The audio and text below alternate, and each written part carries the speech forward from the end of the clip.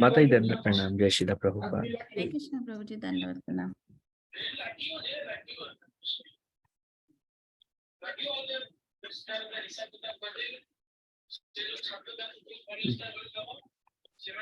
Mataji, do you have any information if you're getting initiated? No, Prabhuji, not yet. Because Anirudh Prabhu also said, I don't have any information. I just got the confirmation about the application and everything. Hare Krishna Prabhuji, Dandavat Pranam. Hare Krishna Prabhuji, Dandavat Pranam. Pravina Mataji, Dandavat Pranam. Hare Krishna. Chandan Prabhu, Hare Krishna, Dandavat Pranam. Hare Krishna Prabhuji, Dandavat Pranam. Yugandha Prabhu, Dandavat Pranam. Hare Krishna. Hare Krishna Prabhuji, Dandavat Pranam. Jai Srila Prabhupada. Dandavat Pranam, Shweta Mataji. Hare Krishna.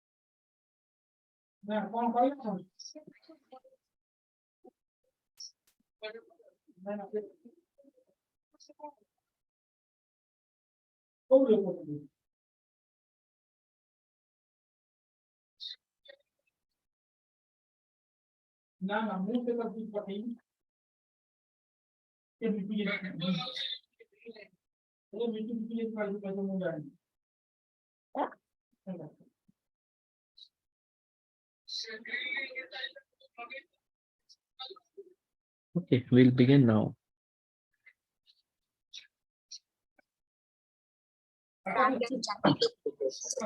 Who is there?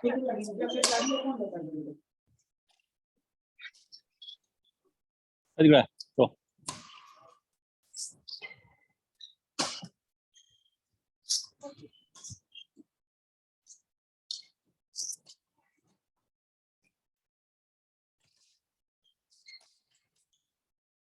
ओम ज्ञानतिमिरन्धस्य ज्ञानाञ्जनशलाकया चक्षुरुन्मिलितं येन तस्मै श्रीगुरुवे नमः। श्रीचैतन्यमनोभीष्टं स्थापितं येन भूतले स्वयं रूपा कदा मह्यं ददाति स्वापदान्तिकं।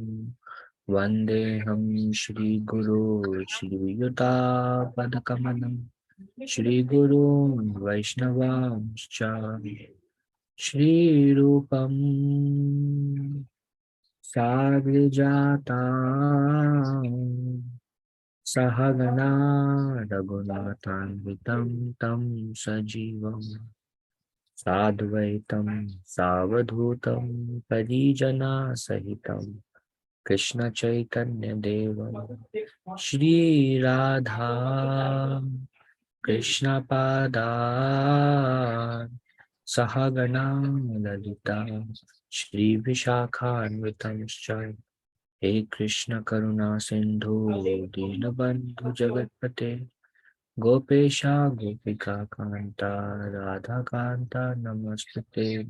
तप्त कांचना गौरंगी राधे वृंदावनेश्वरी विश्वभानुसुते देवी प्रणमामि हरिप्रिये। वंशकल्पतरुभ्यश्च कृपा सिन्धुभ्य एव च पतितानां पावनेभ्यो वैष्णवेभ्यो नमो नमः। जय श्री कृष्ण चैतन्य प्रभु नित्यानंद श्री अद्वैत गदाधर श्रीवासादि गौर भक्तवृंदा। हरे Krishna Krishna Krishna Hare Hare Hare Ram Ram Ram Hare Hare.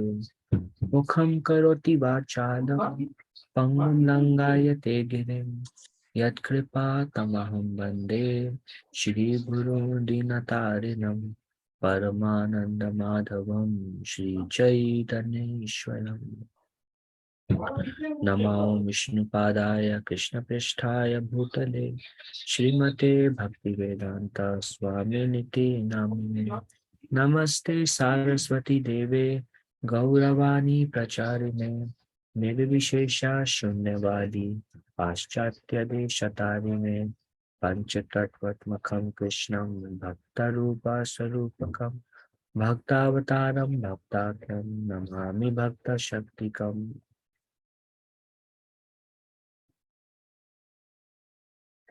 Okay, so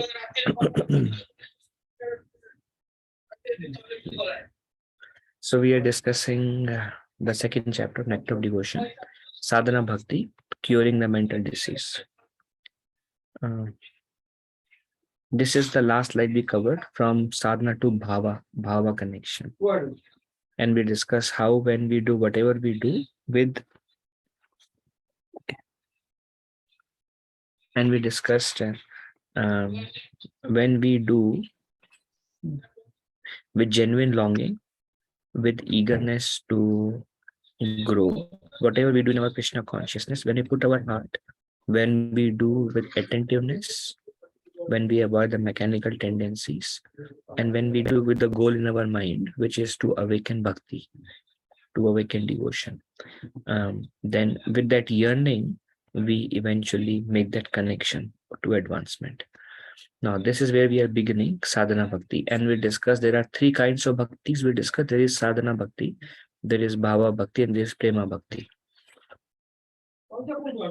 Now, sadhana bhakti is practice, bhava bhakti is emotion, prema bhakti is love, and we will discuss them in quite a bit of details. Okay, every living entity under the spell of material energy is held to be in an abnormal condition of madness. In Srimad Bhagavatam, it is said, generally the conditioned soul is mad because, one second.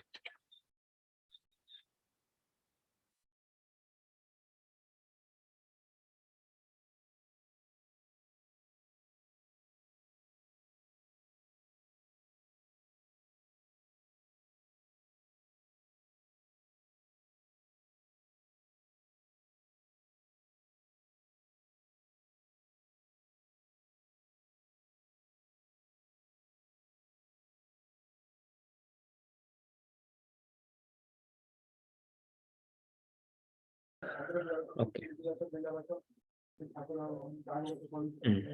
Sadhana Bhakti curing the mental disease. Once again, every living entity under the spell of material energy is held to be in an abnormal condition of madness. In Srimad Bhagavatam, it is said, generally, the conditioned soul is mad because he is always engaged in activities that are the cause of bondage and suffering. The spirit soul in his original condition is joyful, blissful, eternal, and full of knowledge. Only by his implication in material activities has he become miserable, temporary, and full of ignorance. This is due to vikarma. Vikarma means actions which should not be done.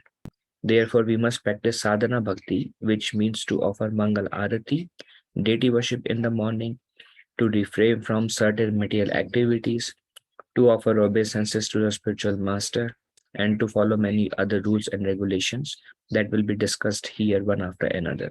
These practices will help one become cured of madness. As a man's mental disease is cured by the directions of a psychiatrist, so the sadhana bhakti cures the conditioned soul of his madness under the spell of Maya, material illusion. So in essence, we are conditioned and we have attachments and we have desires and various kind of desires. Chaitanya Mahaprabhu says most prominent is we are attracted to wealth, fame, and opposite sex. Dhanam Janam Sudra, Chaitanya Mahaprabhu says. And then we have many other desires, what we want. And this is called material madness because they do not give us the inner satisfaction. There is naturally, we know that there is no happiness that lies there. and we are kind of quite consumed and tuned to this material existence. But then when we now, this is compared to a mental disease. Now we want to become cured, and cured means we want to awaken our love for Krishna. We want to become Satchitanand, full of knowledge, eternity, and bliss. Um, we want to go beyond the three modes of material nature. But what we identify ourselves is that mode of passion, mode of goodness, mode of ignorance, our habits, like we are completely captured. So it is not possible to go from this conditioned state to a very pure state all of a sudden. And that is because we are tuned to um, our way of living, our desires, our habits. It's like ingrained in us. And Prabhupada call it as a state of madness because why it's called a state of madness? Because it's on a bodily platform. Like there is a state of madness. Who is a mad person? One who thinks himself as somebody he's not. He's a mad person. So likewise, when we think ourselves or we act from a bodily platform, sensual platform, or various, when we act on those ways, then it is called madness. I got low background.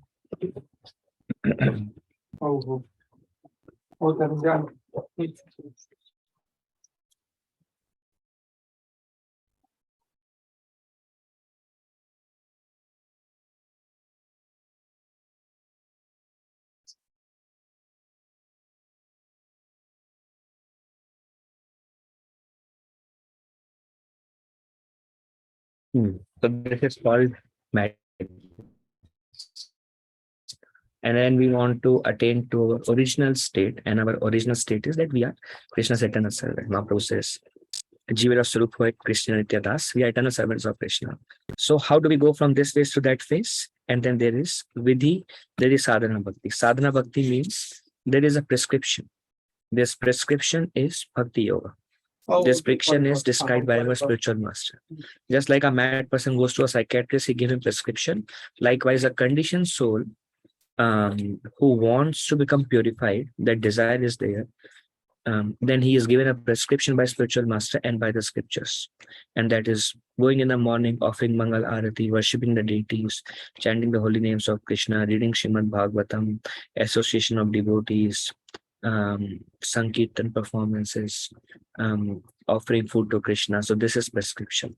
And this is curing the mental disease. This is sadhana bhakti. Okay, moving on. So essence of sadhana bhakti, the essence of sadhana bhakti is to fix the mind on Krishna. In Srimad Bhagavatam, Narad Muni says, my dear king, one has to fix his mind on Krishna by any means. In this Bhagavatam verse, Narada further explains that Shishupal and Kamsha became liberated by fixing their mind on Krishna, even though they did so out of hatred and fear. Such is the power of remembering Krishna. If one fixes the mind on Krishna for any reason, he will be purified. So this is a very nice discussion, act of devotion, about what is the essence of sadhana bhakti. Essence of sadhana bhakti is to always remember Krishna. What will make us always remember Krishna? Now, naturally, we don't have a spontaneous attraction for Krishna, and we are attracted to many things, many things. I mean, some of you may be attracted, and all glories to you. And if we are not, then there is a way out. So we want to always remember Krishna.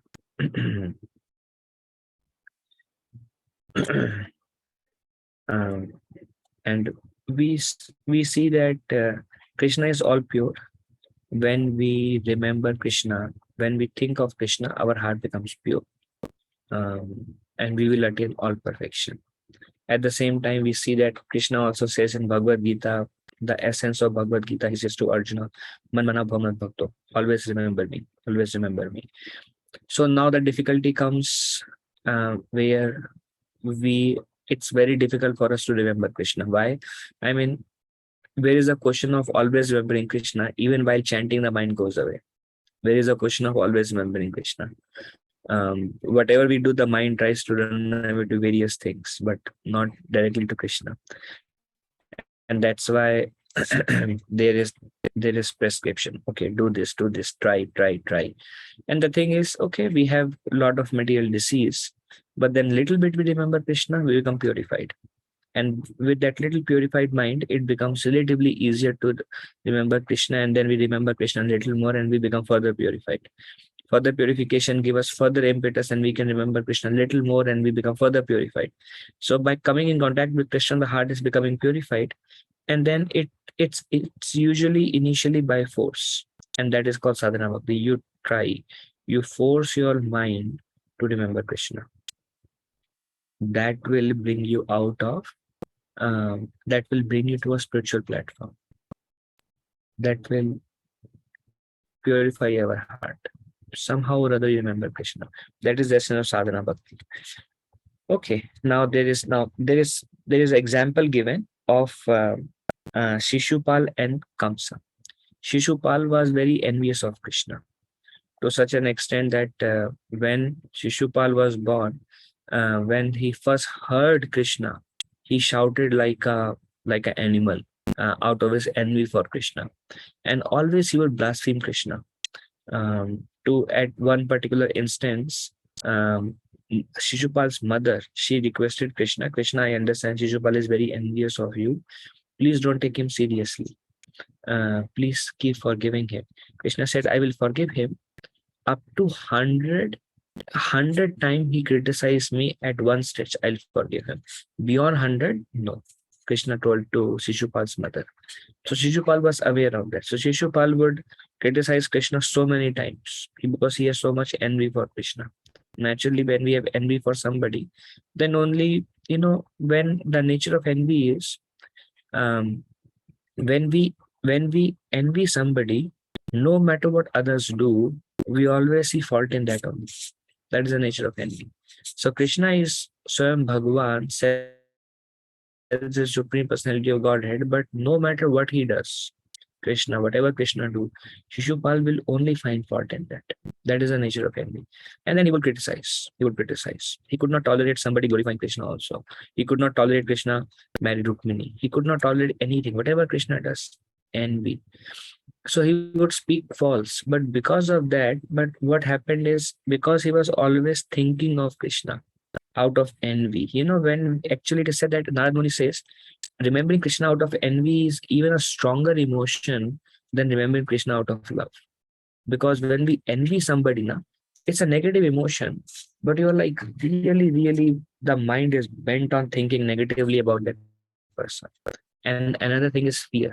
When there is very high fear of something, then that will be always in the back of our mind if we are really fearful of something.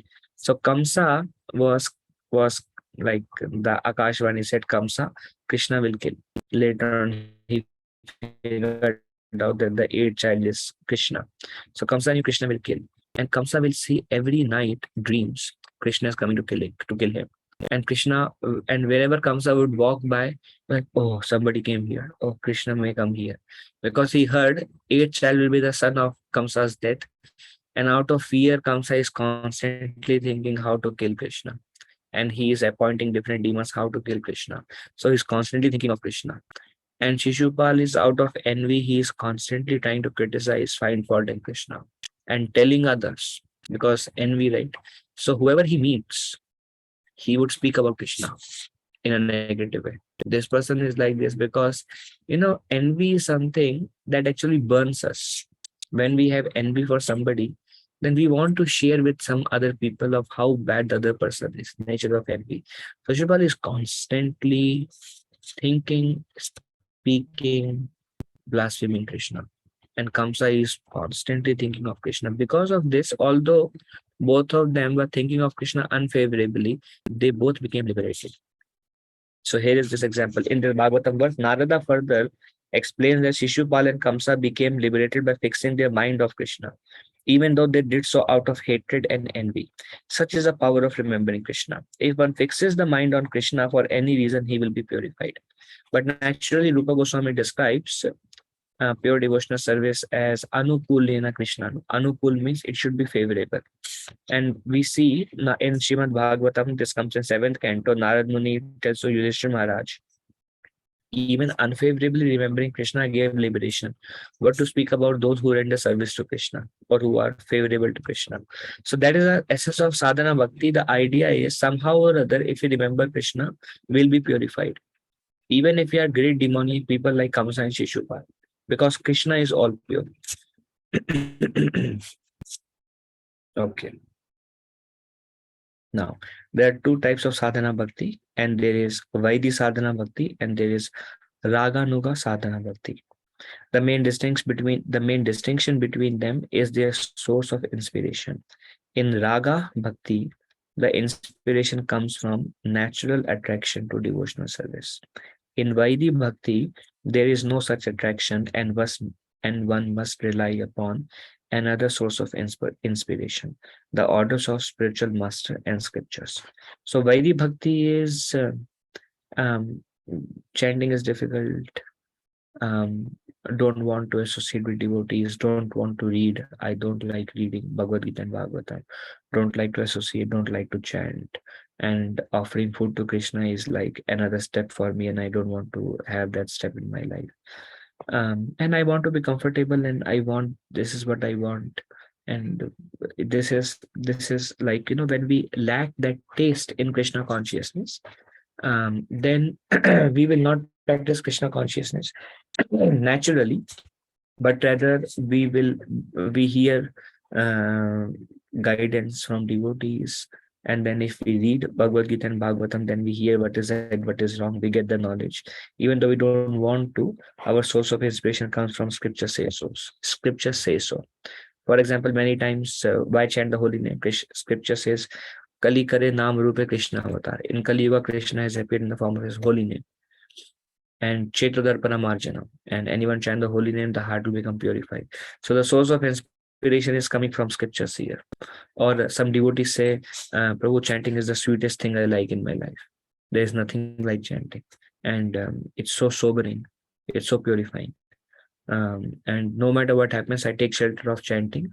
And when I take shelter of Krishna through the medium of chanting, everything is resolved. This is one, what do we call, greatest weapon we have. No matter what happens in our life, take shelter of Krishna by chanting, and Krishna will take care of it.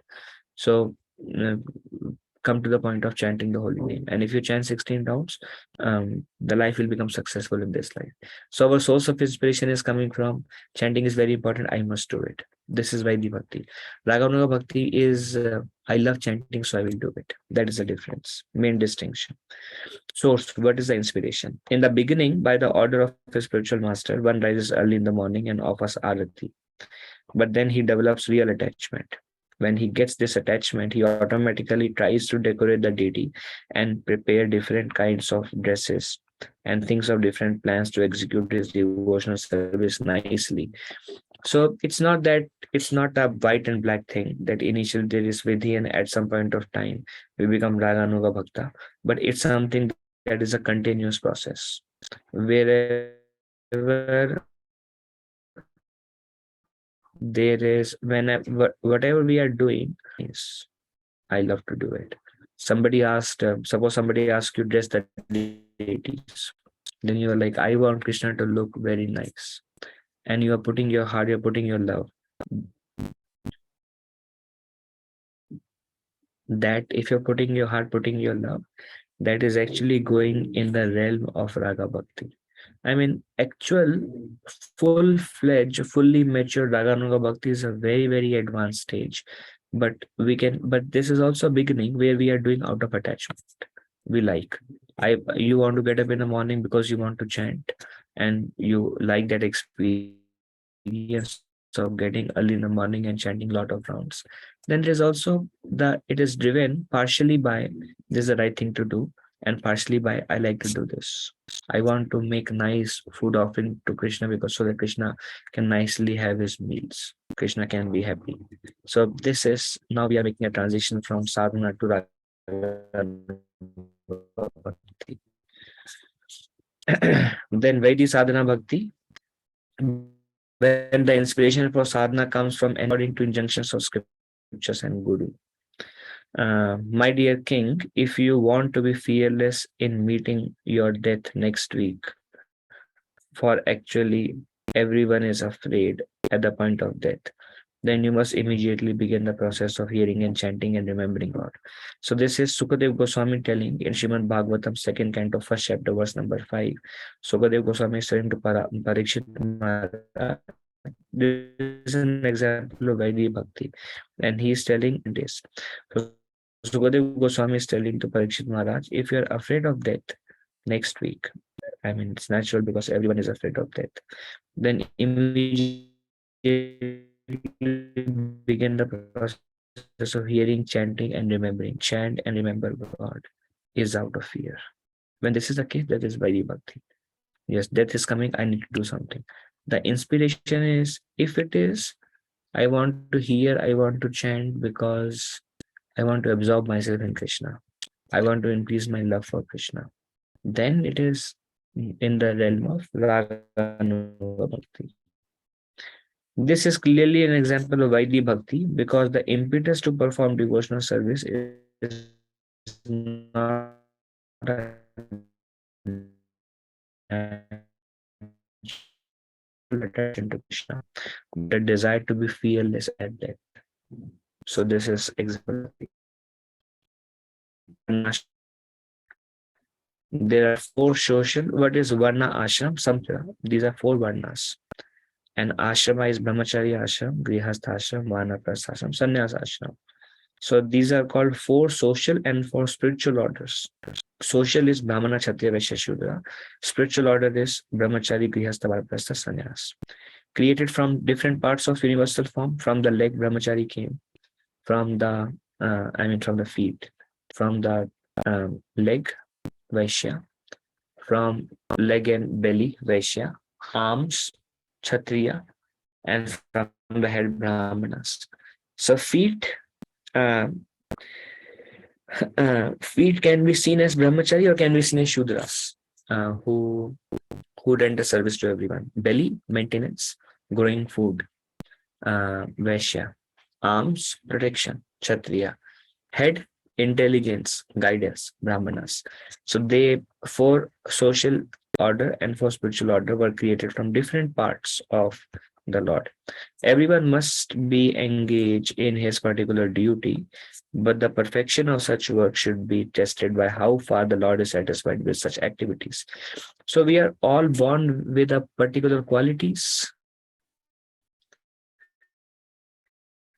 and what decides our, those who are primarily in mode of ignorance, Shuddha quality. Those who are primary in mode of passion and ignorance, Vaishya. Those who are passion and goodness, Kshatriya. And those who are goodness, Brahmana. So, Guna Karma Vibhavasa. Krishna says, based on Guna and Karma, these four social orders are created. So, and every order has a particular work. Like Brahmana order, they should read the scriptures, share the knowledge, live on charity, they should be forgiving, they should be tolerant. Brahmana principle. Kshatriya principle, offer protection. Natural leaders, managers, administrators, um, um, get things done. Kshatriya.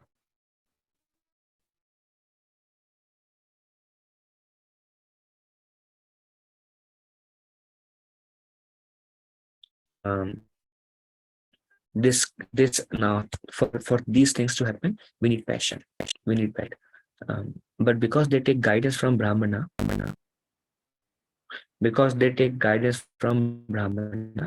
goodness, quality of goodness, they're under guidance. So Kshatriya spirit means according to scriptures. And what is the right way according to scriptures?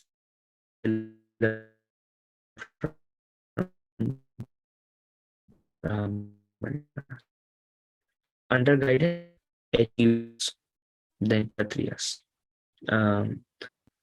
Because then Vaishya, money minded, business, they do their thing and always trying to increase more and more.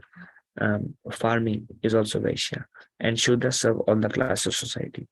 So it is described that whatever is natural for us, Krishna says one should do one's own duty perfectly rather than another's duty imperfectly. So we should a spiritual master to see what are the natural qualities of the disciple. And the spiritual master role is to engage the disciple according to where they find interest. In other words, if you want to figure out what is my natural one in ashrama, then some things will give you natural, something will be natural for you, and something will be like lot of work and effort for you. So something which comes naturally to you, that's your varna. And somewhere you have to put a lot of effort, that's not your varna. For example, for Brahmana, like deity worship is natural. For Kshatriya, deity worship is like, I'm not so much interested in deity worship. Why? Nothing is happening. For Kshatriya, is like, some heroic things, some fight should be there. Kshatriyas love fights. Um, so something that doesn't come naturally to us, that is based on our guna and karma. And it's best if we, I mean, every role, Brahmana, Kshatriya, Vaishya, Shudra, every role is meant to serve Krishna. The purpose of any activity is to please Krishna. So this is basic principle of Varnashram system. Now, something in more detail, Brahmanas. For example, a Brahmana who is born out of the head of the Lord has as his business to preach the transcendental Vedic sounds or Shabda Brahma. Shabda Brahma is pure sound vibration that comes from Krishna. It's called Shabda Brahma. So to repeat that message is a role of a Brahmana. Because the Brahmana is a head, he has to preach the transcendental sound, and he also has to eat on behalf of the Supreme Lord. Srimad Bhagavatam says the Supreme Personality of Godhead eats through the mouth of Brahmanas. So because Brahmanas, they don't work, they beg and they get food. So they should eat on behalf of the Supreme Lord. According to Vedic injunctions, when a Brahmana eats, it is to be understood that personality of Godhead is eating through him. It is not, however, that the Brahmana should simply eat on behalf of the Lord and not preach the message of Bhagavad Gita to the world. Actually, one who preaches the message of Bhagavad Gita is very dear to Krishna, as is confirmed in Gita hymns, Gita itself. Such a preacher is factually a Brahmana, and thus by feeding him, one feeds the Supreme Lord directly. Krishna says in Bhagavad Gita, there is no servant more dear to me than one who preaches the message of Bhagavad Gita. That also, I mean, Prabhupada says that that is a quality of Brahmana, that he want to preach the message of Bhagavad Gita. But we can also see that for us to become dear to Krishna, we all should be eager to share the message of Bhagavad Gita to others. Okay. And there is a beautiful example of how Brahmana was. There is a Sudama Brahmana. We heard he was very poor. He would beg. He would beg 5 to 7 homes. He had many children, and many times he would beg. Many days he won't get anything, and children would not have anything to eat, and they were like malnutrition. Then Brahmana's wife asked Sudama that your dear friend Krishna, he is the Supreme Personality of Godhead and he is King of Dwarka. Why don't you go and ask any help from him? And Sudama said, I cannot take favor from Krishna. Although yes, he is my friend, but Sudama knows that Krishna is Supreme Personality of Godhead. But because his love was so much, he would only consider Krishna as his friend. He said, no, I cannot take any favor from my friend. I will try to beg. And he kept on begging, and he would not get anything. Many days. There was not even milk for his own children to eat. His wife would every day this is our duty to maintain them. And at one point of time, Sudama said, all right. Sudama said, all right, I will approach Krishna. And then his wife was like, you should not, he is king of Dwarka and his supreme lord also, should not go empty handed. So, they would have little chipped rice that he got from begging. Chipped rice is like the cheapest material. So Sudama gave little chipped rice to Krishna. His wife gave little chipped rice to Sudama, and she told him to give it to Krishna. So Sudama was very in anxiety, this cheap rice, this is, very low class people, very poor people eat. Krishna is the king. How can I offer him? But then he is like, let me take something. He was taking the best thing according to his capacity. He's like, let me offer something to Krishna. So he went and he came to Dwarka, and there was a huge palace.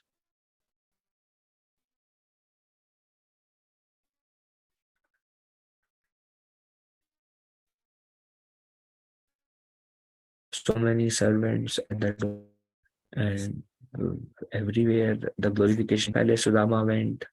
Sudama asked doorkeeper, I have come to meet Krishna. So they said, who are you? My name is Sudama. Why have you come to meet Krishna? Sudama said, because Krishna is my friend. He's my childhood friend. We were like jigri dost. So I have come to meet Krishna. So this gatekeeper said, no, this is not a proper etiquette. Krishna does not have such friends. So we cannot arrange a meeting. Just like, you go to a presidential office, like a president of America, and you ask the person, the PN sitting outside, I want to meet the president. What do the PN say? What work do you have? Well, he is my friend, my close friend. I want to meet him. They will say, go away. We'll see later. So likewise, the servants or the doorkeepers, they took him away. Then they were discussing and they're like, let us tell our Lord Krishna, just in case. So they went. Krishna was sitting on a throne. Rukmini was washing his feet, and Rukmini was fanning him actually. And the servant told that there was a friend, his name is Sudama, he has come to meet you. And Krishna became very emotional. And Krishna asked this friend, where is he now? And they said, well, he is walking away. We asked him to go. And Krishna knows. Krishna just started running. Rukmini was concerned. What happened? Where is the Lord running? He's in his kingly robes, flowing kingly robes, and he's running, Sudama, Sudama, my dear friend Sudama, where are you? And all of them were concerned. The servants were like shocked. This is Supreme Lord, and he's telling to this old beggar, my dear friend Sudama, where are you? Because Krishna's love is unconditional. And then he ran and ran and ran, and Krishna is calling out on the street, Sudama, Sudama. And this beggar, he is walking, and he looked back and he saw this kingly robes, most beautiful Supreme Personality of Godhead running, Sudama, Sudama. uh, he started running. Sudama turned back. Sudama started running, Krishna, Krishna. So, and then they embraced each other. They cried. It's like, they were friends.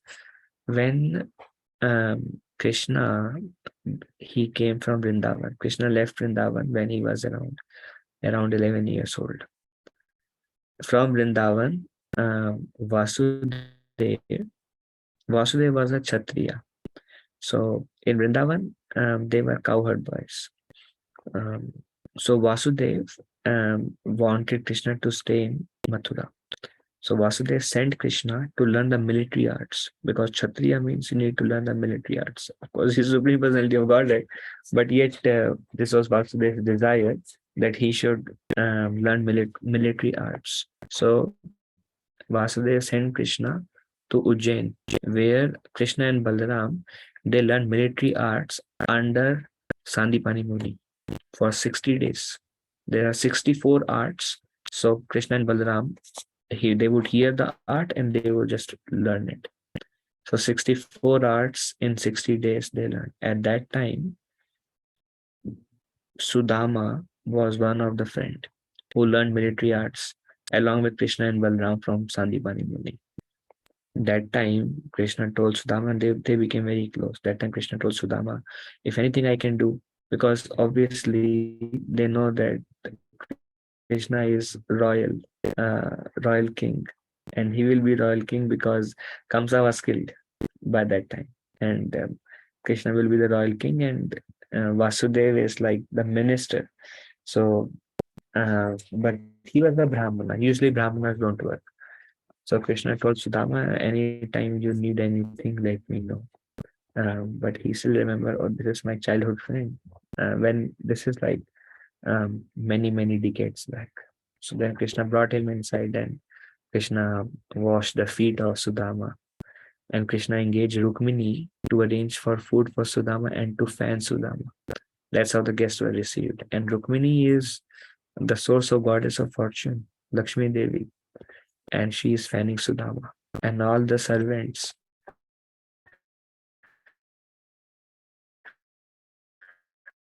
are trying to bring all the, and then it's a long story. Then Krishna asked Sudama, so Sudama, what brings you here? Sudama has no guts to say. This is Krishna king. Sudama has no guts to say, there is no milk, Krishna, for my sons. We are dying out of hunger. Sudama doesn't want to say that. So Krishna, Sudama, what brings you here? And Krishna, and Sudama says, well, I just came to see you. That's all. Then Krishna knows everything. So Krishna, Sudama, did you bring something for me? And Sudama says, no. Because Sudama was like so afraid of taking the chipped rice. This is chipped rice, which is kind of rotten and it's kind of hidden. And he's a Brahmana, very poor, very old clothes, and he is walking all the way in the sun. So it's mixed with the all kind of bodily excretions, and it's tied, but there is that smell, and it's in a very rugged condition, this chipped rice. So Rama said, no, I don't have anything for you. And then Krishna said, oh, your wife didn't say anything for me. You are coming to see me after so long. He said, no, she did not say anything for you. Then Krishna put his hand, he said, what is this? Let me see, what is this? And then, chipped rice. I love chipped rice so much. And then Krishna opened the packet and Krishna started eating the chipped rice. And Rukmini Devi was very much concerned. And it is described that when Krishna took one handful of chipped rice and he ate, Sudama poverty was gone, and he got a palace like Indra. Later on, we will see that when Sudama went back, he could not recognize his own home, because the whole village and everything was like Indra's palace with so many servants, one chipped rice, one handful of chipped rice. Then when he was eating again, second time, when he was eating third time, Rukmini Devi told Krishna, enough, no more. Because Krishna had such gratitude, Krishna was giving everything to Sudama. Yeah. So Brahmanas, that's how the Brahmanas were respected. And it is described that, as you mentioned, the Supreme Lord eat through the mouths of Brahmanas. And then there are Kshatriyas. Similarly, the Kshatriyas has to protect people from the onslaught of Maya. This is a real role of Kshatriyas. Prabhupada said there is no Kshatriyas now. Everybody is a Shudra. Kshatriya means protection, like Maharaj Parikshit, Kshatriya. He will do protection from Kali. Or here it says the Kshatriyas has to protect people from the onslaughts of Maya. That is his duty. For example, Prabhupada says one of the purport nowadays Kshatriyas are like, like people who are soldiers, Kshatriyas. So Prabhupada says the leader of Kshatriyas, the leaders are supposed to be in the front fighting. But nowadays the leader stays back in the towers and just give commands. You go there and fight, you go there and fight. So everybody is Shudra now. Similarly, the Kshatriya has to protect people from the onslaughts of Maya. That is his duty. For example, as soon as Maharaj Parikshit saw that a black man was attempting to kill a cow, he immediately took his sword, wanting to kill the black man whose name was Kali. That is a Kshatriya's duty. Violence is required in order to give protection. In Bhagavad Gita, Lord Krishna directly gives his order to Arjuna to commit violence on the battlefield of Kurukshetra, just to give protection to the people in general. For Brahmana, he cannot become violent. Kshatriya, to not become violent is adharma. Brahmana, to become violent is adharma. Everyone is supposed to do their own duties. Then there is Vaishya and Shudra. The Vaishya are meant for producing agricultural products, trading them, distributing them, and the working class of Shudra are those who haven't the intelligence of the Brahmanas or Kshatriyas or the Vaishyas, and therefore they are meant to help these higher classes by bodily labor. So these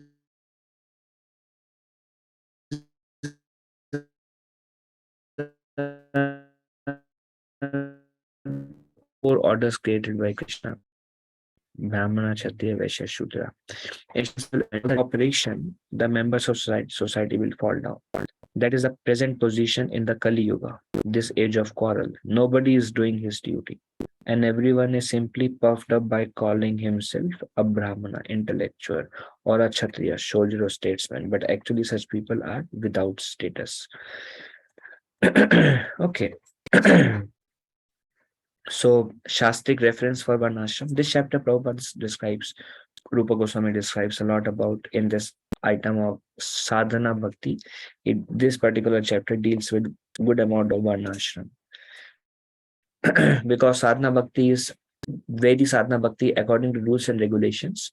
And rules and regulations, one is rules and regulations for bhakti, another is rules and regulations according to one's varna and ashrama.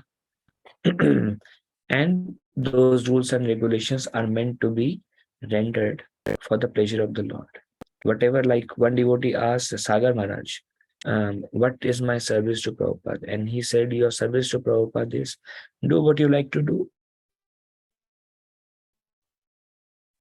do it for the pleasure of Krishna. Then we will be happy, satisfied. And once, these statuses are not eternal also. Like we see that Vishwamitra was a king, but he performed severe austerities and he got the post of a Brahmana. So one can, it changes with the modes. I may have quality of a Shudra, but by practicing Krishna consciousness, I may become a, I may become a Kshatriya or I may become a Brahmana, because they are based on the three modes: passion, ignorance, goodness, and they change based on our activities today. And then based on that, these varnas may also change. So Lord Shri Krishna instructed Uddhav that by following the injunctions of the social and spiritual orders of human society, one can satisfy the Supreme Personality of Godhead. And as a result of such satisfaction, the whole society gets all the necessities of life amply and without difficulty. This is because, after all, the Supreme Personality of Godhead maintains all other living entities. If the whole society performs its respective duties and remain in Krishna conscious, there is no doubt that all its members will live very peacefully and happily. Basically, every member should act according to um, their varna and their ashmas. What is my varna and ashram? If someone has this question to oneself, thus the Krishna consciousness movement is so nice that there is no need of even designating oneself Brahmana, Kshatriya, Vaishya, Shudra, Brahmachari, Grihastha, Vanaprastha, Sannyas. Let everyone be engaged in whatever occupation he now has. Simply let him worship Lord Krishna by the result of his activities in Krishna consciousness. That will adjust the whole situation, and everyone will be happy and peaceful within this world. In the Narada Pancharatra, the regulatory principles of devotional service are described as follows. Any activity is sanctioned in the revealed scriptures and aiming at the satisfaction of the Supreme Personality of Godhead are accepted by saintly teachers as the regulatory principles of devotional service. If one regularly executes such service onto the Supreme Personality of Godhead under the direction of a bona fide spiritual master, then gradually he rises to the platform of serving in pure love of God.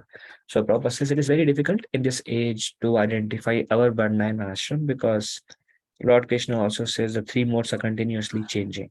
In the 14th chapter, he says they're struggling for supremacy. Sometimes mode of goodness dominates, sometimes passion, sometimes ignorance. So Prabhupada says there is not much need.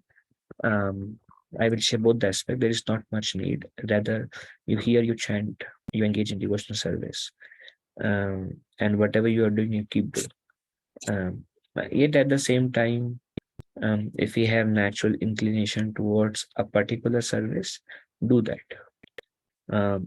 act according to your nature. Don't try to be somebody else.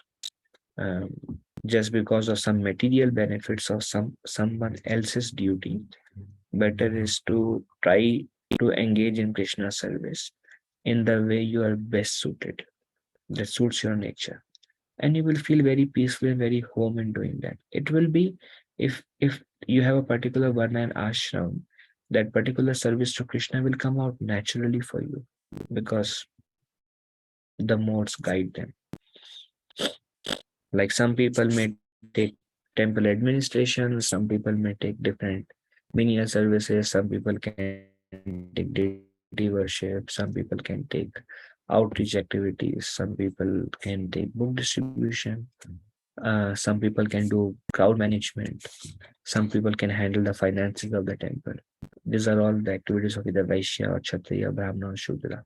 And we will love it in whichever way, whatever job we are doing, keep doing that. And take some service in a temple which is based on one ashram and try to be so. That's all in this second chapter. Are there any discussion or should we begin some more minutes on the third chapter?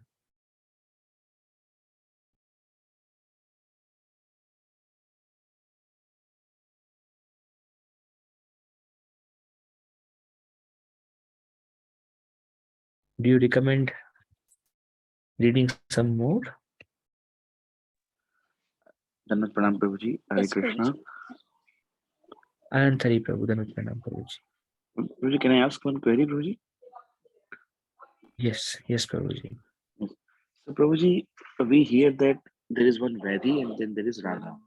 So, I was contemplating on the transition from Vedi to Raga.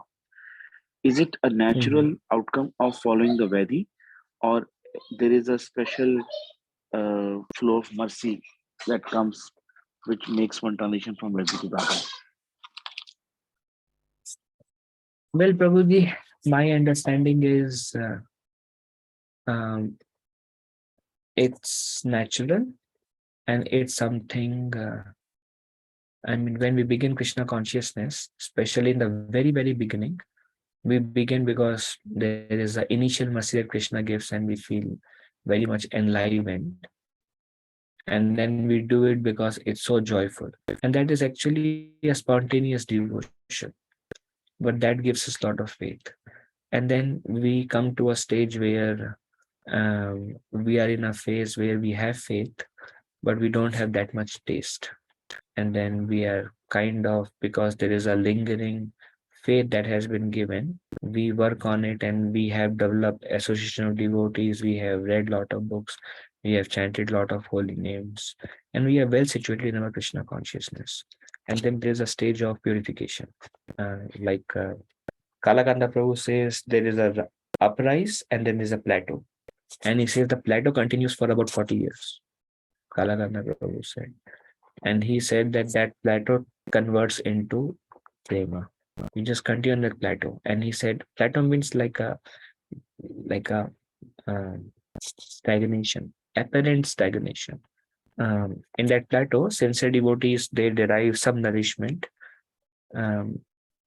in whichever way Krishna inspires them. They go in different direction. They derive some nourishment. They keep trying, but the majority of the phase is um, all everything unwanted starts to go away, and the devotion begins to deepen. Everything happens in that plateau. It's not like stagnant. There is always a rise curve, but we are working on our individual unwanted habits and developing deeper devotion. And then it gradually converts into love. But if it comes to raga, it's natural because to whatever extent we are doing because we like it, that concept is raga. And on a very mature stage, on a full purification, Raganuga Bhakti has another phase that we will discuss in our 18th and 19th chapter also.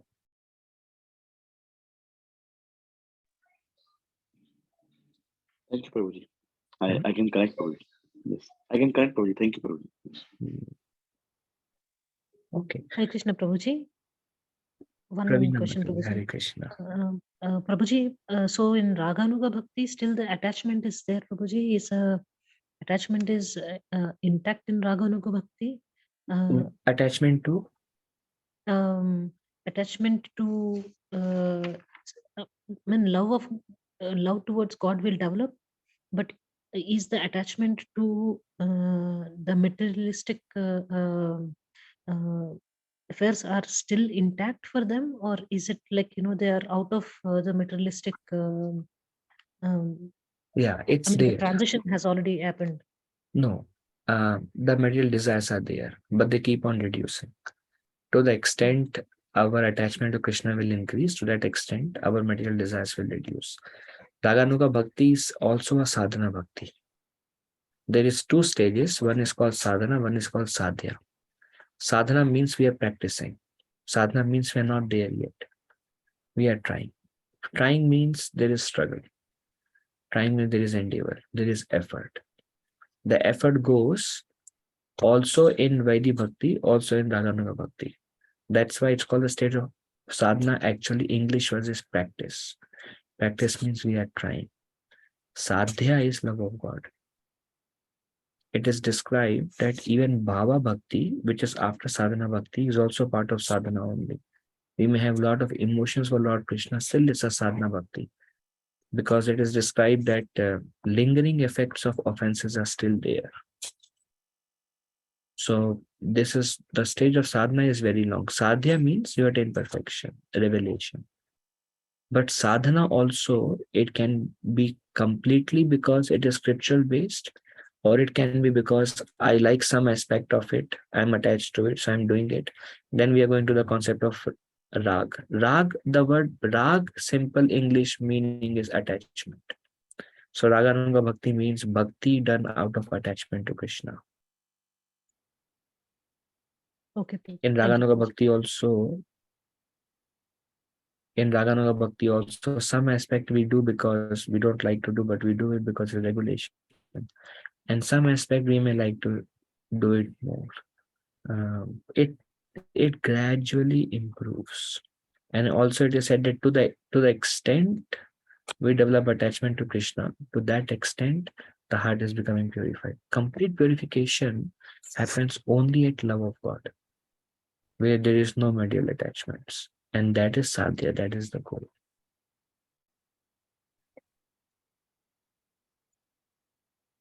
Okay. Thank you, Prabhuji. Anything else? Thank you, Karina Matalia. Or we can read for 10 more minutes unless somebody has anything. Okay. Eligibility of the candidate for accepting devotional service. What is the requirement? How can one take up Krishna consciousness? What is the needed qualification to take up devotional service? What do we need?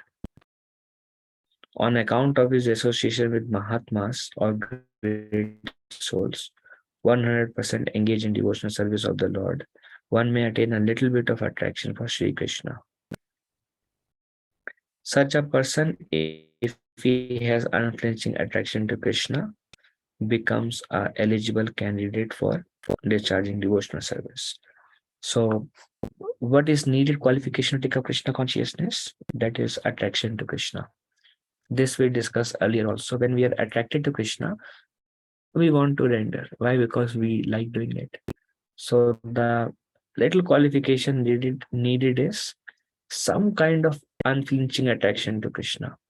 That person becomes an eligible candidate for discharging devotional service. Where the attraction to Krishna comes from? On here, Rupa Goswami says, on account of his association with Mahatmas or great souls who are completely absorbed in rendering devotional service, one may attain a little bit of attraction for Sri Krishna. Today morning we had a discussion, and one very, very nice devotee, he was mentioning that by rendering service to Krishna, one develops faith in Krishna, and by rendering service to devotees, one get love for Krishna.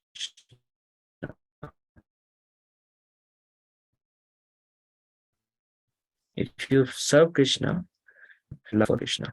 So he was emphasizing on the importance of rendering service to devotees of the Lord. And this is something that is repeating here on account of his association with great souls, 100% engaged in devotional service of the Lord. One may attain a little bit of attraction for Sri Krishna. And I love this example of Narad Muni. He rendered service to the four Bhakti Vedantas and he developed attraction to hear about the message of the Lord, to meditate on the Lord, to serve the devotees further, became purified of his sins. One with firm faith in processes such as hearing about me can obtain the perfection of bhakti, though he or she may not be very detached from word, may not be attached from the word, may not be very detached from the word, not very attached to it.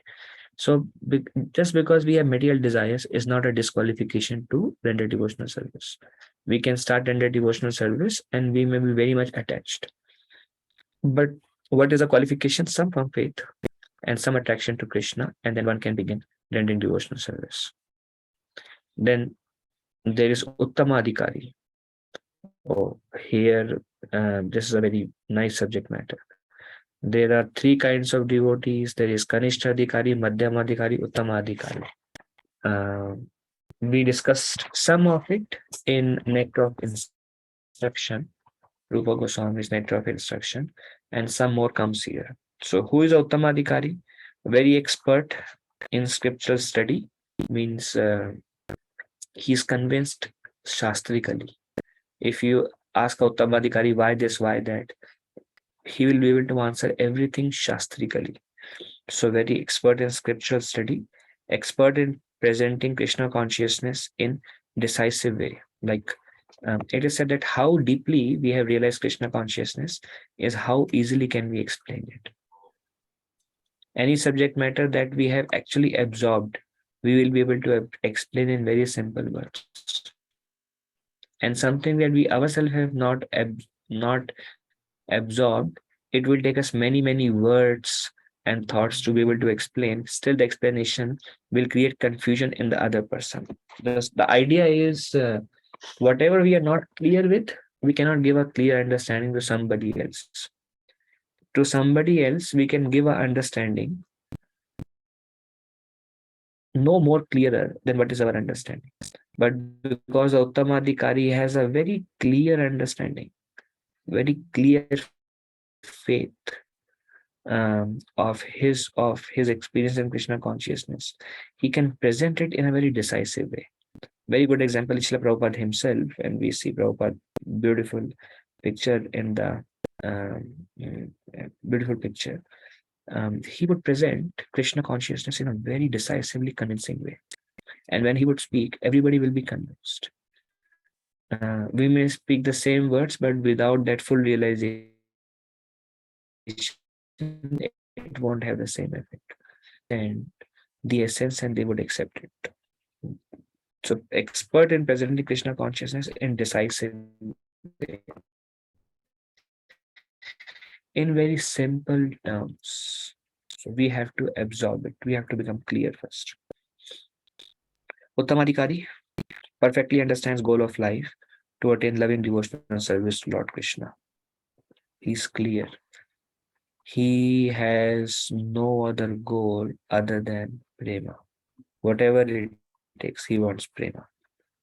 Perfectly understands means he is running after it.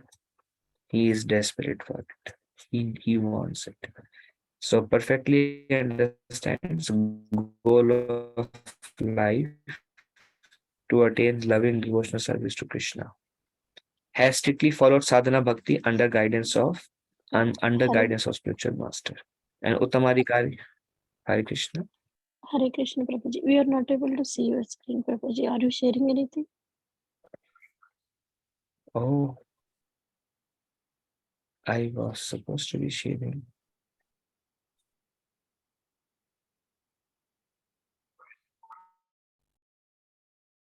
You see it now? Yes, Prabhuji. Thank you so much. Oh, okay. So, Uttamadhikari, very expert in scripture study, expert in presenting Krishna consciousness in decisive way, perfectly understands goal of life is to attain loving devotional service to Krishna. Has strictly, so this is another qualification of the Uttamadhikari, is that he has strictly followed sadhana bhakti under guidance of spiritual master. It is described that a good student will become a good teacher. A good follower will become a good leader. Um, in other words, whatever we exhibit now, it will come back to us eventually. So Uttamadhikari has strictly followed sadhana bhakti under guidance of spiritual master. He has full experience of sadhana bhakti and even advanced devotion, full experience, and that's why he can present it very decisively according to the qualification of the disciple, according to the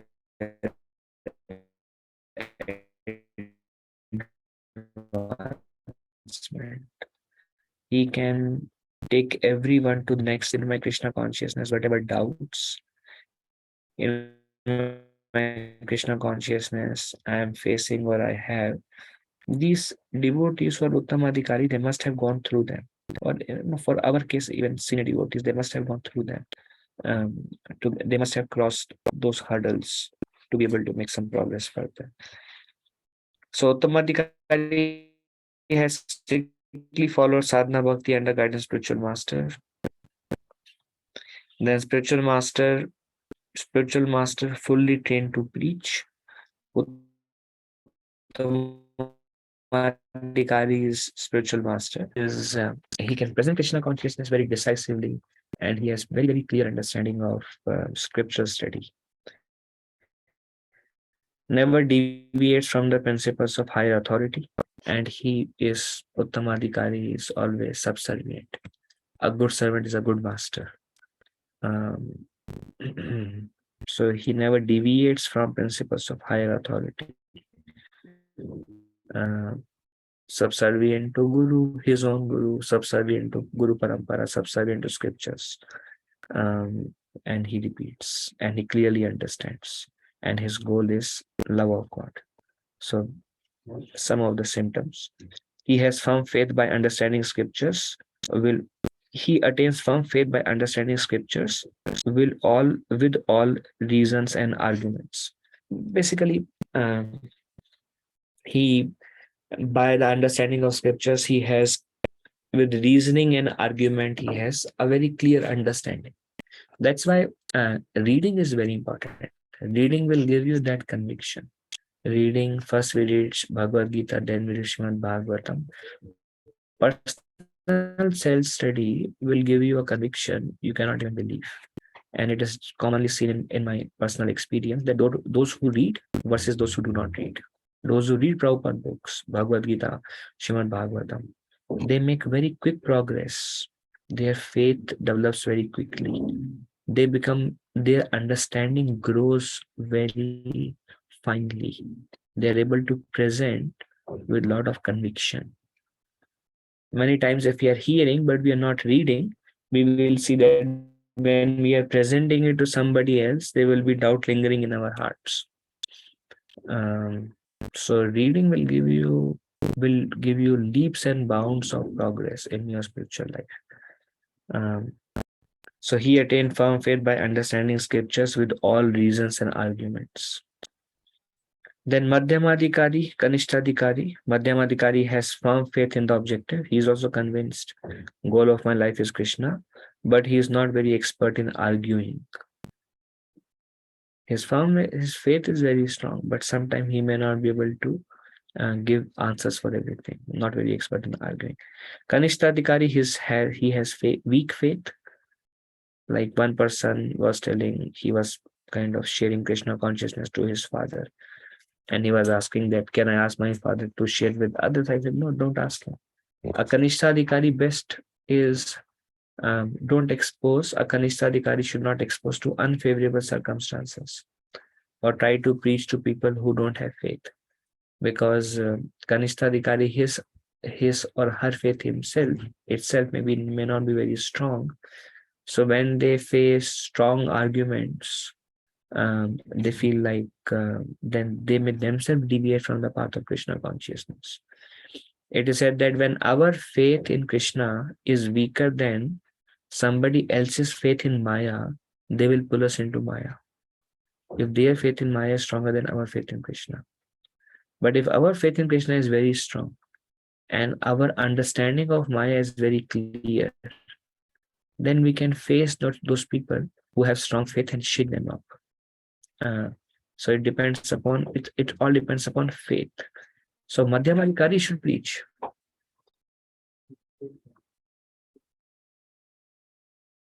Then weak understanding of scriptures and can easily be swayed by superior arguments.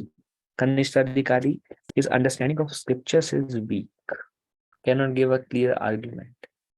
And that's another reason they should not preach, because the faith is pliable or weak, so they have to strengthen their faith so that they won't be driven away from Krishna because of unfavorable circumstances. So weak understanding of scriptures. And if you want to go from weak understanding to strong understanding, then the best way is to read every day 15-20 minutes at least. We should read Srila Prabhupada books, and can easily be swayed by superior arguments. Many people faith is shaken up because they meet somebody who have strong faith in material energy. Okay. Then it is described that there are 4 kinds of neophyte devotees. We see from Bhagavad Gita 4 kinds of people who approach Krishna, and we see Artho, Artharthi, Jigyasu, and Gyanis. Or those who are search for wealth, they approach Krishna. Those who are distressed, they approach Krishna. Those who are inquisitive, they approach Krishna. This is Bhagavad Gita. And those who are 7th chapter. And those who are wise, or those who are in knowledge, searching for knowledge, they also approach Krishna. Example of person who approach Krishna for wealth is Dhruva, Gajendra, because he was in distress. You know the story, his leg was caught by crocodile and he was in distress, so he reached out to the Lord. Then the sages of Naimesharanya, they came because Srimad Bhagavatam was being spoken. They were inquisitive. Let us hear. Let us have a more understanding. They were inquisitive. And those who are wise, searching for knowledge, the 4 Kumaras, they also approach Krishna because they are in knowledge. Increasing level of piety. Anybody, Krishna says, anybody who approach Krishna for anything is great soul. But those who are approaching Krishna for knowledge are most pious. And those who are approaching Krishna for wealth are least pious. And most dear to Krishna, wise. And those who are wise, they are most dear to Krishna. Anybody approaches Krishna is dear to Krishna, but you are approaching Krishna without any material desires, without any material motives. But you are approaching Krishna just because you know Krishna is God, or in knowledge, and you want to understand and go further, then you will become most dear to Krishna. People may come out of wealth or distress to Krishna consciousness, but eventually they grow. Such beginners can be elevated to the 2nd class or 1st class platform if they associate with pure devotees. So it is said that all these 4 are considered as neophyte devotees. Why? Because one of the definition of neophyte devotee is they don't have strong understanding of scriptures. So those who are wise or searching for knowledge, they also don't have strong understanding about Krishna. The example of 4 Kumaras is the Kumaras were actually Brahman realized. They were 4 sons of Brahma, and they were impersonalists. But when they went to Vaikuntha planet, and when they smelled the fragrance of the tulsi and chandan from the lotus feet of Narayan, then they got conviction about the eternal existence of Lord's form. But initially, they were just seekers. So initially, they were neophytes. Now, naturally, they are Uttamadikaris and they have their own sampradaya. But this is how they approach. The sages of Naimesharanya were also neophyte. They don't have a clear understanding. So Madhyamadikari means there is a strong faith Krishna is Supreme Personality of Godhead, worshipping Krishna through sadhana bhakti, growing. This is Madhyamadikari. And Actually, Madhyamadikari is described as who has become rid of anarthas. He comes to stage of Madhyamadikari, the stage of Nishtha. That's the beginning of Madhyamadikari. But still, his understanding of scriptures may not be very strong. But all these four people, they don't even know Krishna is Supreme Personality of Godhead. So that's why they're all neophytes. But those who are approaching or inquisitive, but some people are, they are inquisitive, they want to go closer, they want to understand, they want to learn, and they don't have material desires. Very good. And it is said that such beginners, because all are considered beginners, can be elevated to second class, which is Madhyamadikari, or first class, if they associate with pure devotees. So Prabhupada says when they get a superior association, then they develop conviction about Krishna, about sadhana bhakti, raganuga bhakti, bhava bhakti, prema bhakti. They practice, and in that association, they experience, they grow, they read. Association of pure devotees means either hearing from them or reading the literatures that are written by them. Either one, like Prabhupada books, is also an association with Prabhupada. So these are four kind of neophyte devotees. Now, what is the qualification for pure devotional service? Okay, so this is a nice picture, and this we will continue next week. How can we render pure devotional service? Okay, so let's see if there is any further discussion. Otherwise, we are good to end here.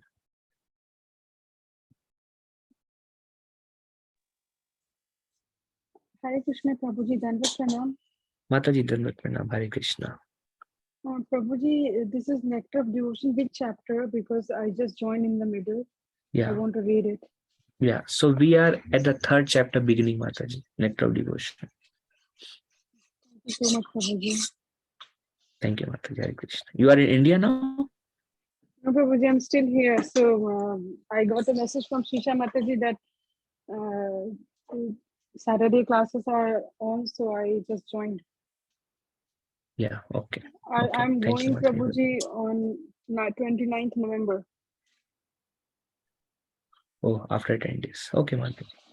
Okay. Okay. Any other discussion? Any other question? Yadin Prabhu, Hare Krishna Prabhu. That was number. Prabhuji, you mentioned for the Madhyadhikari, once all the anarthas are over, and at that time the Madhyak state starts.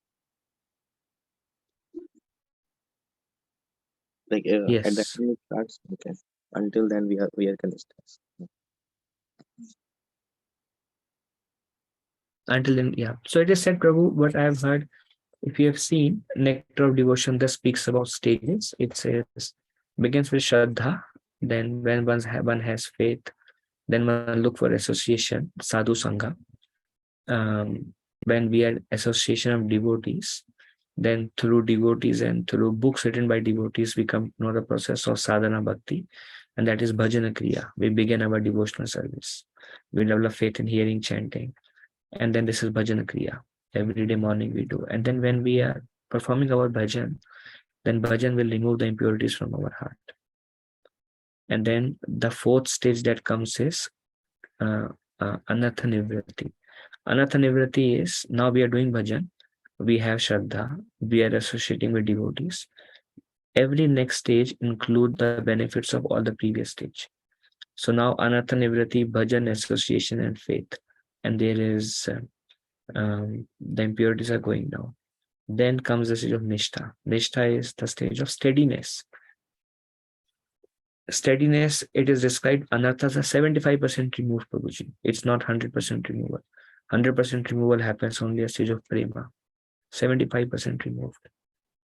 Okay. One way to understand nishtha is the energy goes in progress in Krishna consciousness. The energy does not go in fighting with material desires, but energy goes in absorption in Krishna consciousness.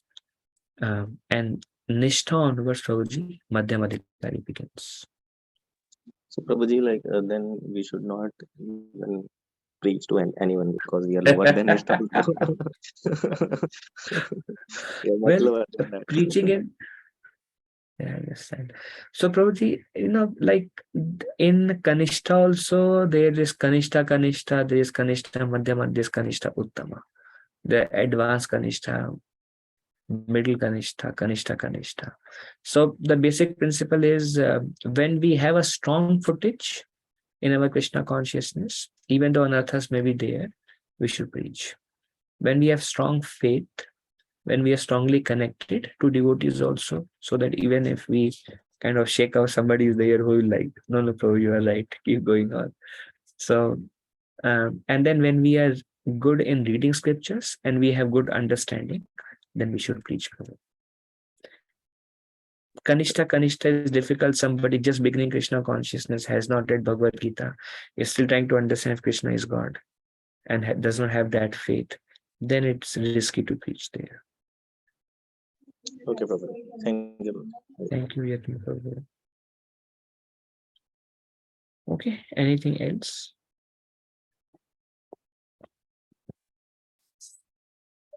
No? Okay.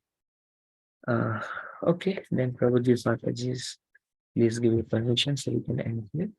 Vanchakalpa tarubhyascha kripa sindhubhya eva cha patitanam pavanebhyo Vaishnavebhyo namo namaha. Ananta Koti Vaishnavrinda ki jai, Srila Prabhupada ki jai. Thank you very much, Prabhuji and Mataji. Dhanvat pranam. Hare Krishna. Hare Krishna Prabhuji. Hare Krishna Prabhuji. Hare Hare Krishna. Krishna. Dandavat pranam. Hare Hare Krishna. Krishna, Prabhuji, Dandavat Pranam. Thank you, Prabhuji. Thank Hare you. Krishna Hare Prabhuji, Krishna. Dandavat pranam. Thank you, Prabhuji. Hare Krishna.